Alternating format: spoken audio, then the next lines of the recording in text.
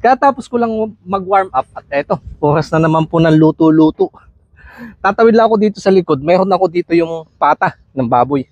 Lulutuin ko naman siya ng masabaw. Pang sa ganun may pampainit na sikmura.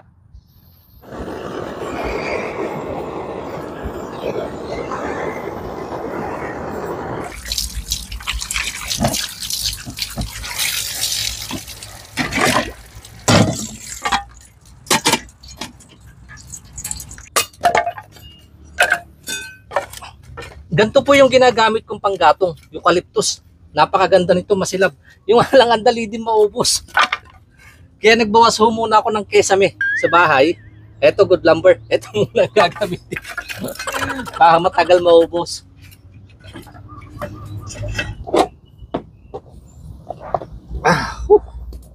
Ito nga lang pagkahoy, mausok.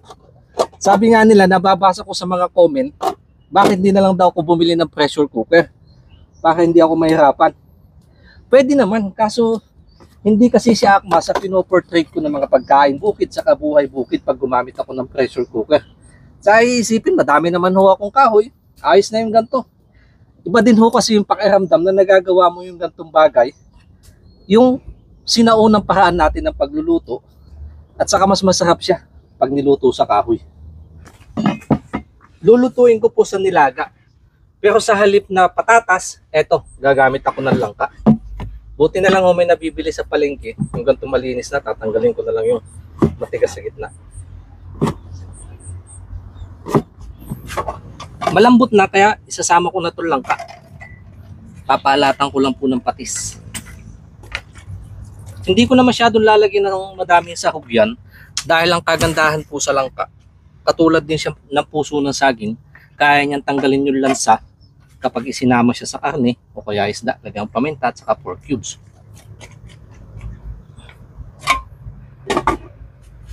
Panghuli ko lang po itong siling panigang at saka spring onion.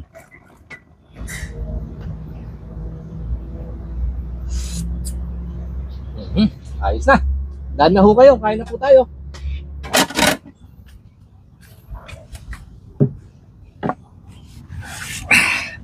Maraming salamat po Ama sa patuloy na pagmamahal at biyaya. Basbasan po ito. In Jesus' name, Amen.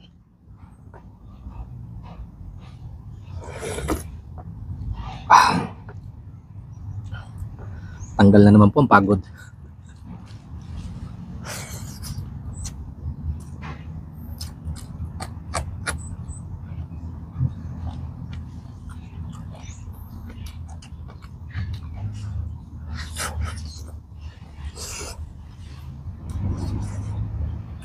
Ang lambot na.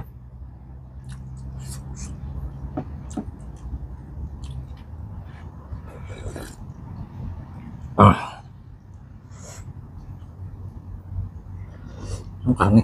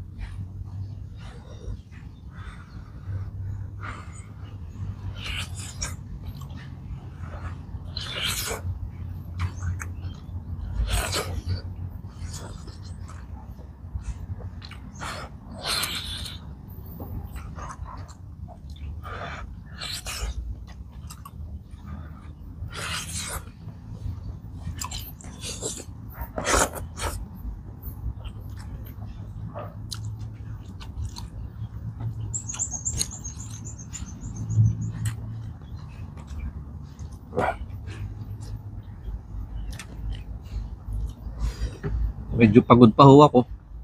Mainit pa yung sabaw. Labas na agad yung pawis. Baba ko ho dito para mahanginan na.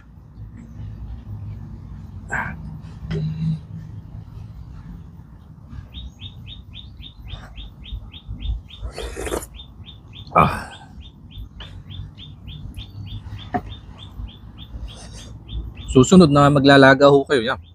At may langka naman, pwede nyo rin subukan.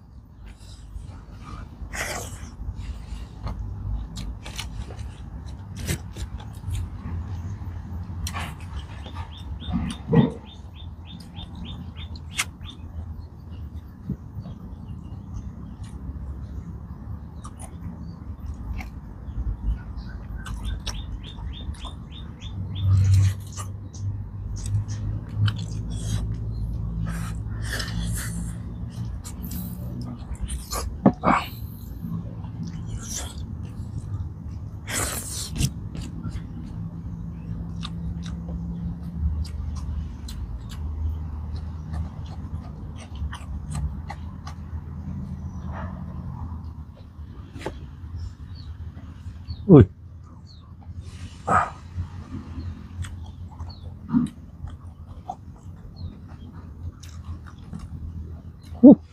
Mas manghang pa yung siling panigang ah.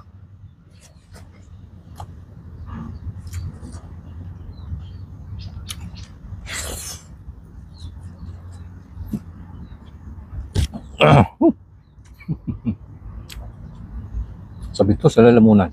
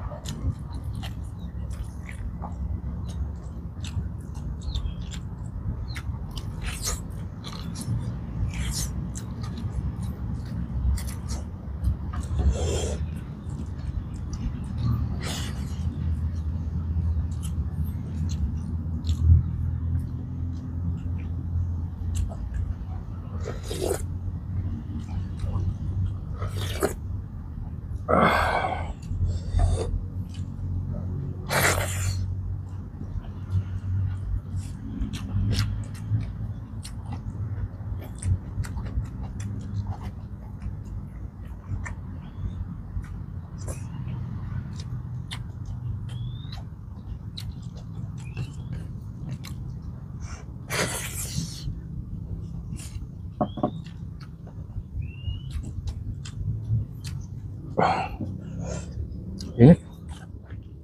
Hindi ko ho nilabas lahat. Ngayon din yung ulam namin na mag-iin ako mamaya. Kasi hindi na ako makapagluto mamaya hapon. Aalis ko kasi si Mrs. Yung mga ilang araw ko na kami lang ng mga anak kong nasa bahay. Kung tabayanan nyo po yung mga susunod kong upload.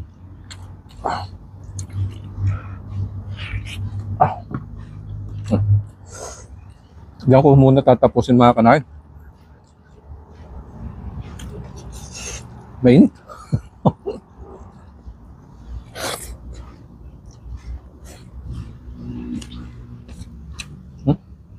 Umusok-usok pa.